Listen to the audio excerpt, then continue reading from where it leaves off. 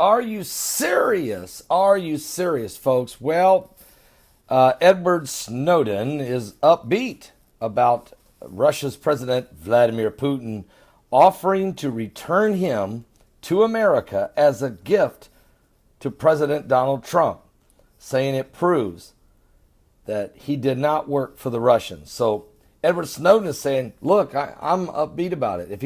If Russia wants to send me back to America, back to President Trump, I'm willing to go. I have not worked with the Russians.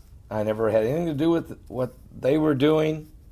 And I'm willing to come back to America, even if that means he would face potentially charges of treason.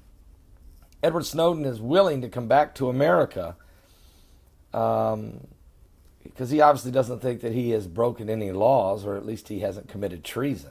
He knows that he released information, but it was vital information, really, that the American public has viewed as very, very important, and that we were glad that he told us. And actually, he should be protected by the whistleblower laws because he brought forth pertinent information that was unbelievably the corruption that was going on in Washington. So this will be interesting. Of course, the media will put a spin on it, and the media will say this proves that Trump and Putin were working together in the election, and they'll do all kinds of stuff they'll say, but it don't matter what Trump does, they're going to say something negative, so it really don't matter. I think at this time, the American public see Edward Snowden more as a hero and a whistleblower than a traitor.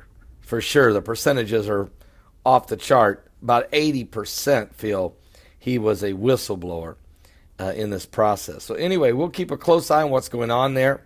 Interesting for sure as we move forward in these the time we're living in. So pray for the United States of America. Pray for the Russians. Pray for one another, actually. And just realize that we're definitely in kingdom shifts. This has definitely been a kingdom shift taking place around the world. People are trying to figure out what side they're going to get on. And it looks like Japan has made the decision to be friends with the United States. They're bringing 700,000 new jobs.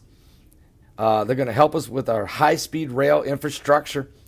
Their prime minister is playing golf with our president today and tomorrow.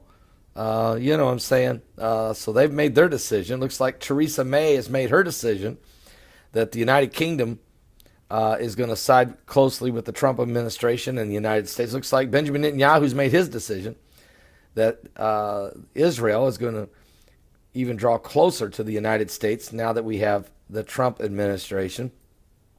And there's several others that look like are starting to come around. Looks like the Canadians, of course, they never were. The Canadians have always been our friends, but looks like now even Justin Trudeau wants to build a relationship with Trump and start going forward. And so there's a lot of good, positive things taking place. Give your life to Jesus Christ, folks. We're living in the last days, but when they say peace and safety, then cometh sudden destruction.